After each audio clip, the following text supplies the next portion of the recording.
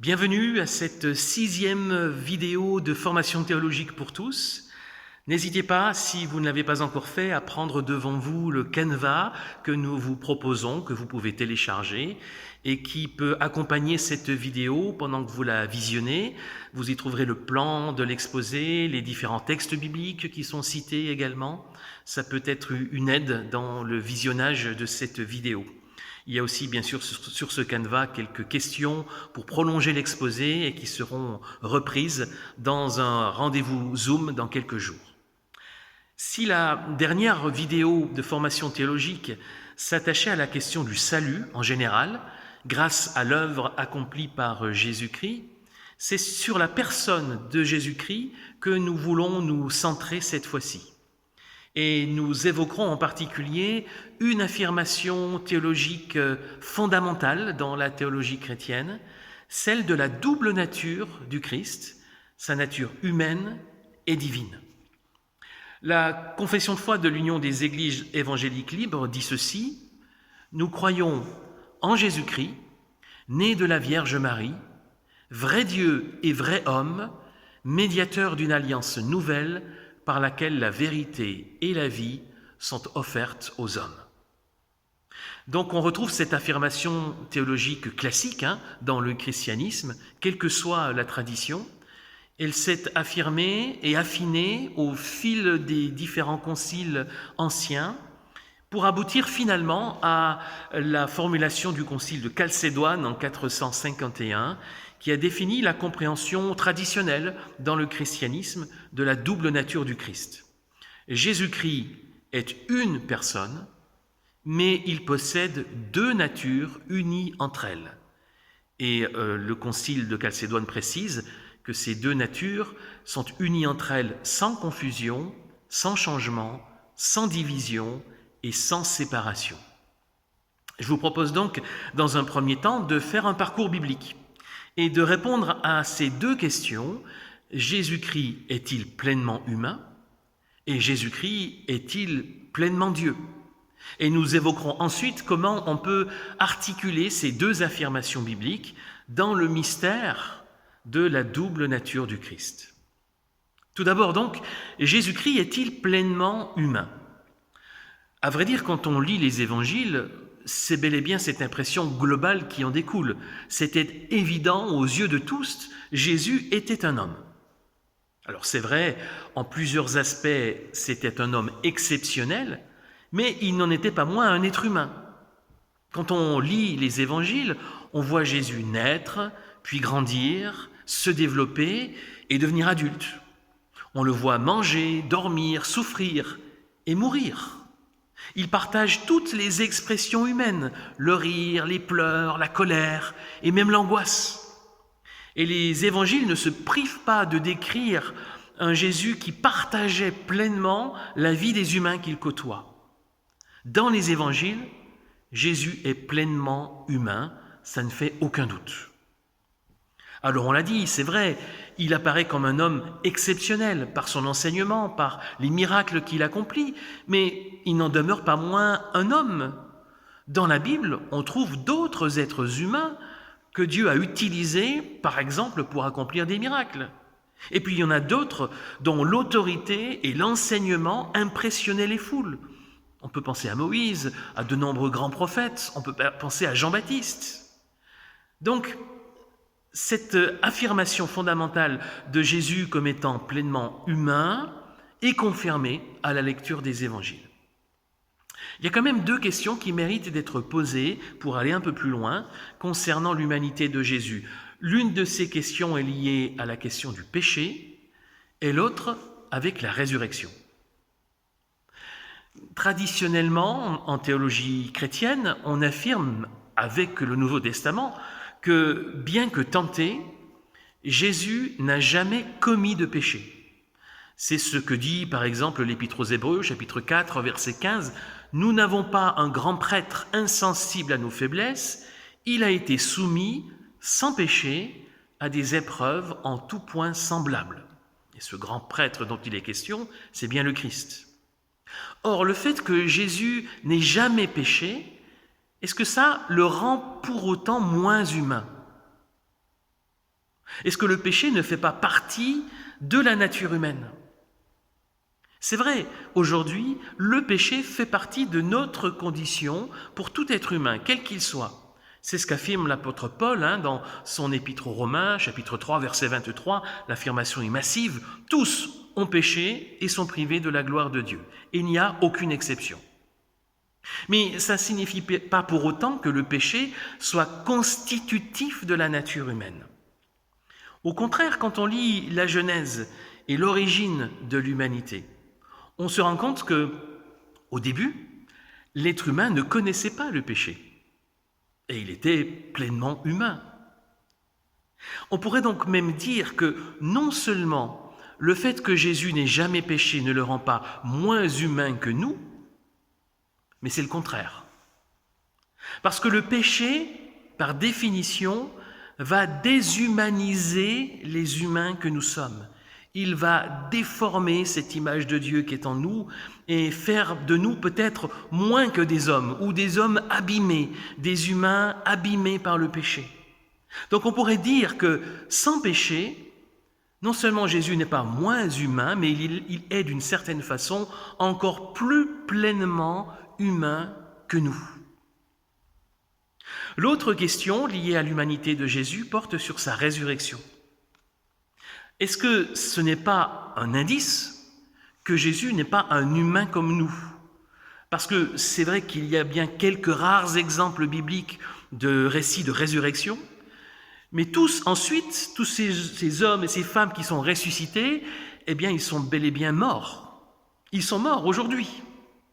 Or les évangiles évoquent pour Jésus une résurrection pour toujours, pour ne plus jamais mourir. Le Christ est ressuscité, aujourd'hui est encore vivant. Mais là aussi, par sa résurrection, Jésus n'est pas moins humain que nous, ni même une sorte de surhumain. Il est juste pleinement humain. Là aussi, on pourrait presque dire qu'il est plus pleinement que nous. L'apôtre Paul présente le Christ comme le nouvel Adam, le premier représentant d'une humanité nouvelle, une humanité sur laquelle le péché, qui déshumanise, n'a plus d'emprise, et pour laquelle le salaire du péché, qui est la mort, n'existe plus. La résurrection du Christ est les prémices de notre propre résurrection. L'apôtre Paul le dit dans la première aux Corinthiens, au chapitre 15, versets 20 et suivants, le Christ s'est bel et bien réveillé d'entre les morts, il est les prémices de ceux qui se sont endormis, car puisque la mort est venue par un homme, c'est aussi par un homme qu'est venue la résurrection des morts. En effet, comme tous meurent en Adam, de même aussi tous seront rendus vivants dans le Christ. Et plus loin dans ce chapitre, Paul parlera du Christ comme du dernier Adam ou du deuxième Adam. Donc en Jésus, le Fils n'a donc pas seulement pris une apparence humaine, mais il a endossé la nature humaine. Il est devenu pleinement un être humain. Il est même devenu, par sa résurrection, l'être humain par excellence, le nouvel Adam, premier représentant d'une humanité nouvelle, libérée du péché et de la mort. Il n'y a donc pas de doute, pour la Bible, pour le Nouveau Testament, Jésus était pleinement humain. La deuxième question à se poser est donc liée à la divinité. Jésus-Christ est-il pleinement Dieu? Dans les évangiles, nous trouvons quelques indices qui laissent entendre, pour le moins, que Jésus est plus qu'un simple être humain. Il y a d'abord les circonstances de sa naissance, avec ce que l'on appelle en théologie la conception virginale. On le trouve, le récit de cette conception dans l'évangile de Matthieu et l'évangile de Luc. Matthieu 1, verset 18 et suivant. Voici comment arriva la naissance de Jésus-Christ. Marie, sa mère, était fiancée à Joseph. Avant leur union, elle se trouva enceinte par le fait de l'Esprit Saint. Joseph, son mari, qui était juste, qui ne voulait pas la dénoncer publiquement, décida de la répudier en secret, mais comme il y pensait, l'ange du Seigneur lui apparut et dit « Joseph, fils de David, n'aie pas peur de prendre chez toi Marie, ta femme, car l'enfant qu'elle a conçu vient de l'Esprit Saint. Elle mettra au monde un fils, et tu l'appelleras du nom de Jésus, car c'est lui qui sauvera son peuple de ses péchés. Et dans l'Évangile selon Luc, chapitre 1, versets 34 et 35, Marie dit à l'ange, « Mais comment est-ce que cela se produira, puisque je n'ai pas de relation avec un homme ?» Et l'ange lui répondit, « L'Esprit Saint viendra sur toi, et la puissance du Très-Haut te couvrira de son ombre. C'est pourquoi l'enfant qui naîtra sera saint, il sera appelé Fils de Dieu. » Donc les circonstances de la naissance de Jésus sont tout à fait exceptionnelles. On a bien quelques exemples dans la Bible de femmes qui étaient stériles, qui ne pouvaient pas avoir d'enfants, qui finalement ont pu donner naissance à un enfant par l'action de la grâce de Dieu. Mais dans tous les cas, c'était bien avec l'intervention d'un homme. Ici, le mode opératoire, entre guillemets, est inédit et unique, puisque c'est sans l'intervention d'un homme que Marie va se retrouver enceinte. Un autre épisode de la vie de Jésus est aussi un indice de sa divinité, c'est le moment de son baptême par Jean-Baptiste dans les eaux du Jourdain, un épisode que les évangiles relatent comme une théophanie, c'est-à-dire une manifestation de Dieu au cours de laquelle sont réunis le Père, le Fils et le Saint-Esprit. Dans la version de Matthieu, au chapitre 3, versets 16-17, il nous est dit « Aussitôt baptisé, Jésus remonta de l'eau. Alors les cieux s'ouvrirent pour lui. Il vit l'Esprit de Dieu descendre comme une colombe et venir sur lui. Et une voix retentit des cieux.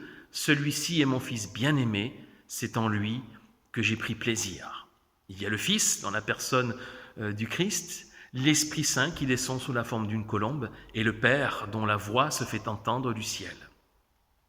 Il y a aussi l'épisode de la transfiguration, où Jésus va quelques instants, et pour quelques témoins privilégiés, lever un peu le voile sur sa gloire. Et on y retrouve aussi les mêmes paroles prononcées du ciel que lors du baptême de Jésus. C'est dans chapitre 17 de Matthieu, au début de ce chapitre. Il nous est dit, 6 jours après, Jésus prend avec lui Pierre, Jacques et Jean, son frère, les conduit à l'écart sur une haute montagne, et il fut transfiguré devant eux.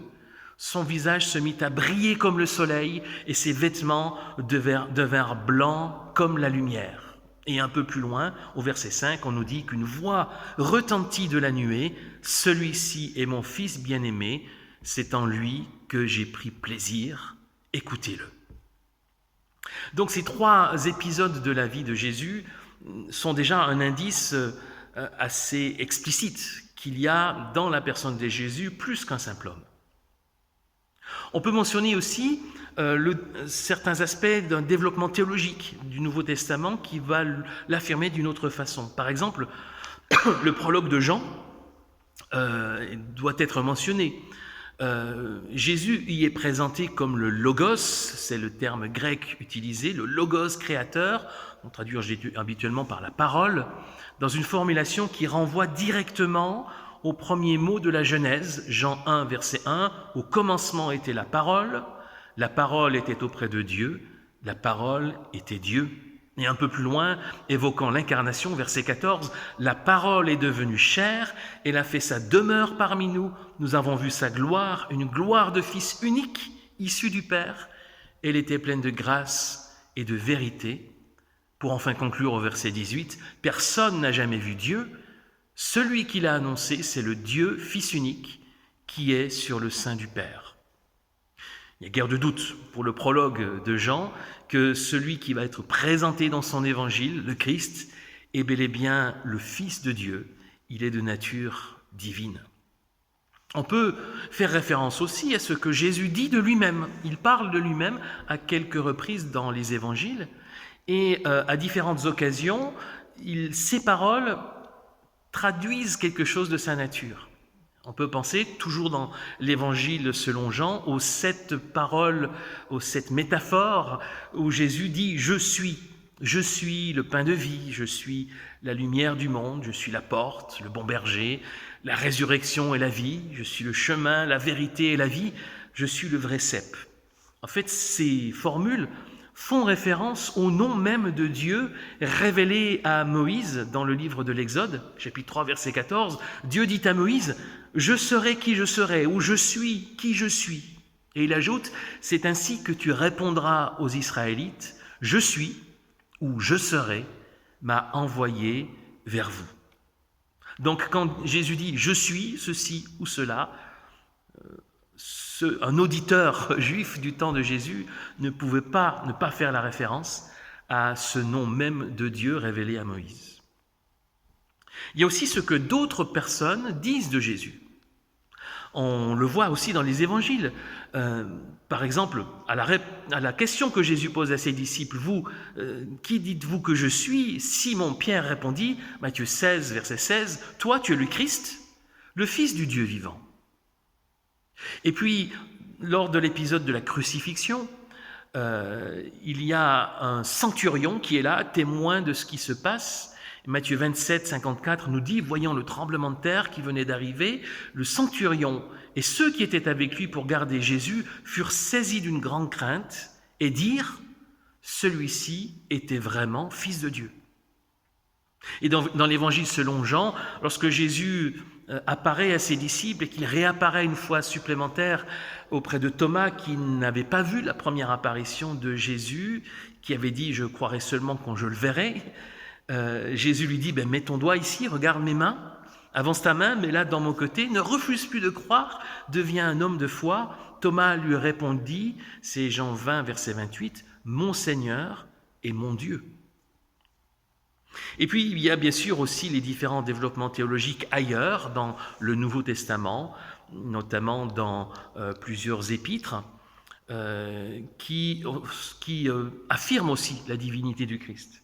Dans d'autres écrits johanniques, comme la première épître de Jean, le tout début, à partir du premier verset, il y a cette formulation qui rappelle le prologue de Jean, l'Évangile, et donc aussi le prologue de la Genèse, ce qui était dès le commencement, ce que nous avons vu, ce que nous avons entendu, ce que nous avons vu de nos yeux, ce que nous avons contemplé et que nos mains ont palpé. Il s'agit de la parole de la vie, car la vie s'est manifestée. Nous avons vu, nous rendons témoignage et nous vous annonçons la vie éternelle qui était auprès du Père et qui s'est manifestée à nous, ce que nous avons vu et entendu, nous vous l'annonçons à vous aussi, pour que vous aussi, vous soyez en communion avec nous.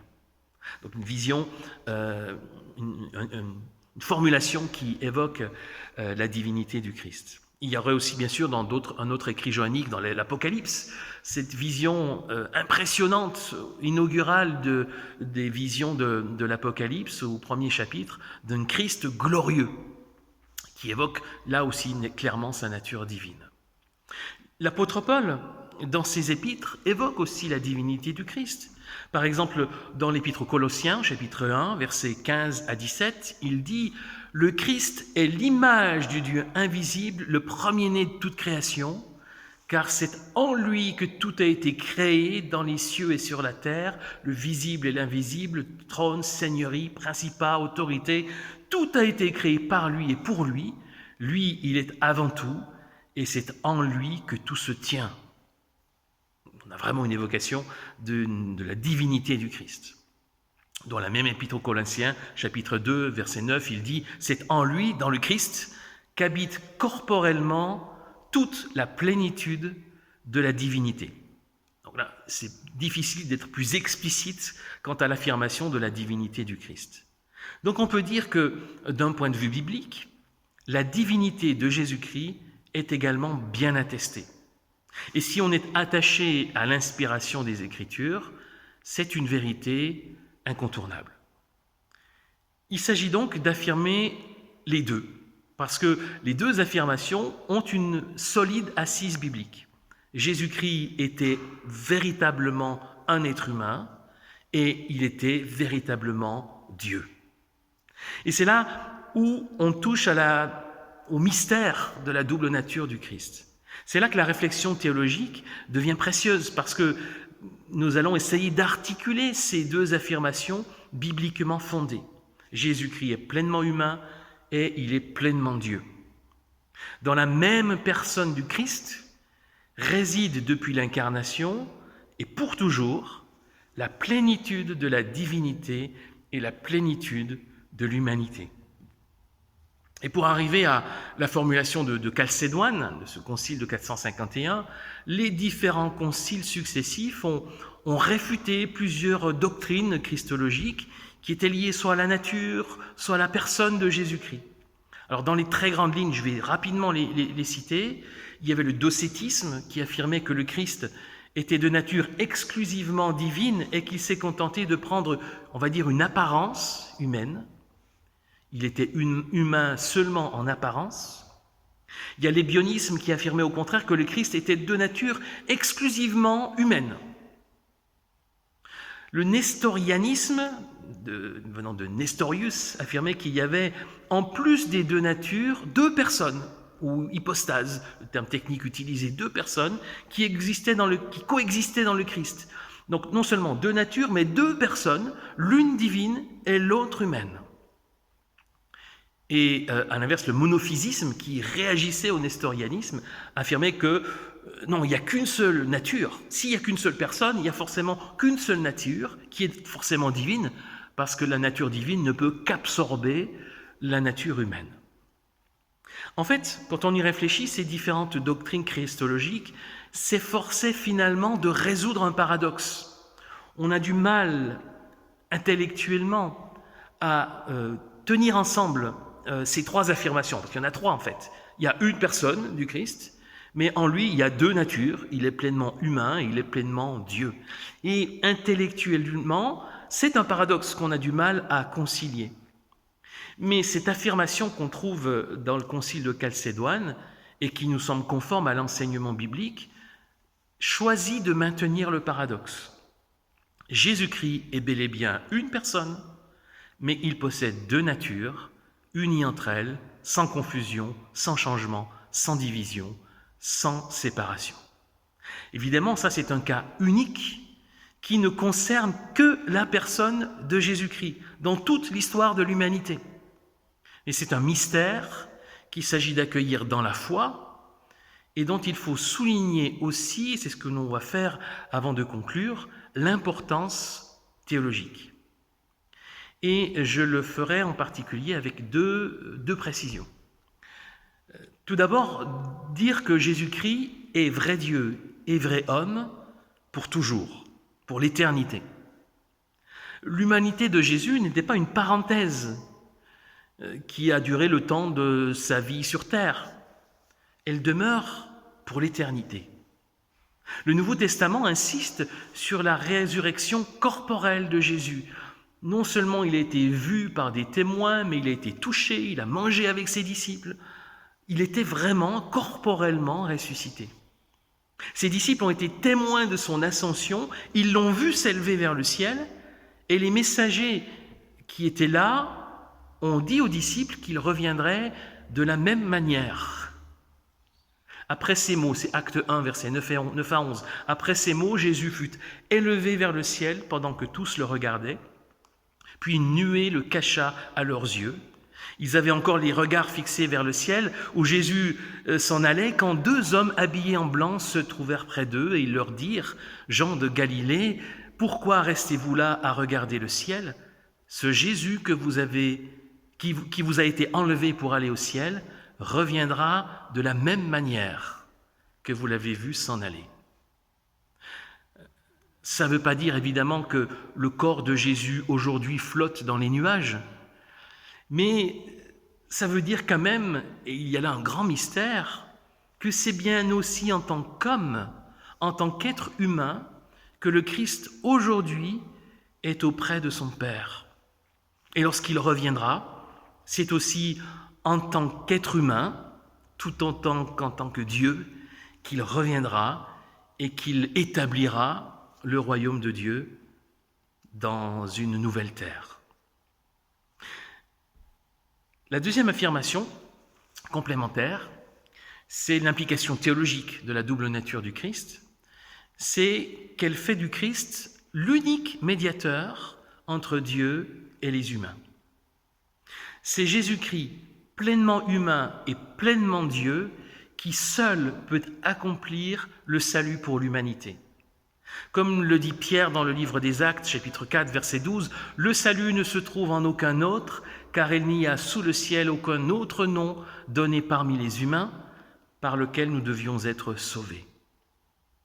La double nature divine et humaine du Christ fait de lui l'unique médiateur entre Dieu et les hommes. C'est ce que Paul affirme dans la première à Timothée, chapitre 2, verset 5. Il y a un seul Dieu et aussi un seul médiateur entre Dieu et les humains, l'humain Jésus-Christ, qui s'est donné lui-même en rançon pour tous. Et dans l'Épître aux Hébreux, Jésus est présenté comme un grand prêtre d'un nouvel ordre, médiateur d'une alliance nouvelle. Hébreux 8, verset 6. Maintenant, il a accédé à un service d'autant plus remarquable qu'il est médiateur d'une alliance supérieure, fondée sur des promesses supérieures. Vrai Dieu et vrai homme, Jésus peut ainsi être à la fois le sacrifice offert et le prêtre qui offre le sacrifice. C'est tout le développement passionnant de l'Épître aux Hébreux qui montre dans la personne du Christ à la fois celui qui est offert en sacrifice et celui qui, en tant que nouveau prêtre, offre ce sacrifice. C'est Hébreux chapitre 10, Hébreux 10, à partir du verset 8, on peut lire ce dernier texte.